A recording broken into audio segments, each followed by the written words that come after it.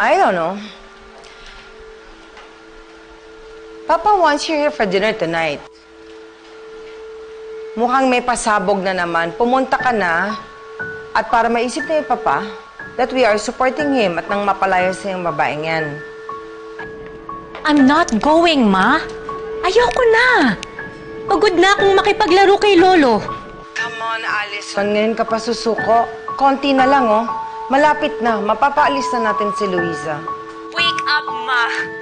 Reality check!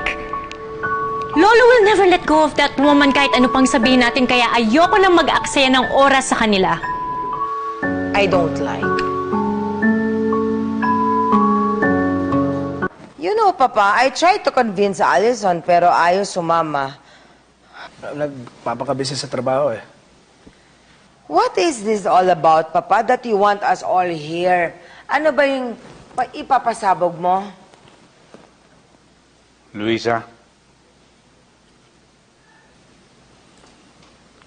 napatawad ko na si Luisa.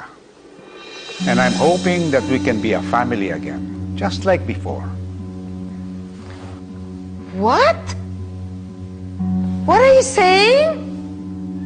Stella, anong problema mo? Anong problema ko? Can you please leave first? Hayaan mo makausap ko ang papa ko ng sarilinan. You too, Jared. Sige, hayaan niyo na muna kami.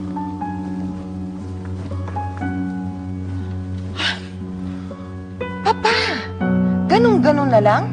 Papatawarin mo? Come on, what is happening to you? Hindi ako nabibigla. Alam ko ang ginagawa ko. Wala man akong nakikita. Nararamdaman ko ang pagmamahal at pag-aalaga sa akin ni Luisa. Actually, gano'n naman talaga siya noon pa.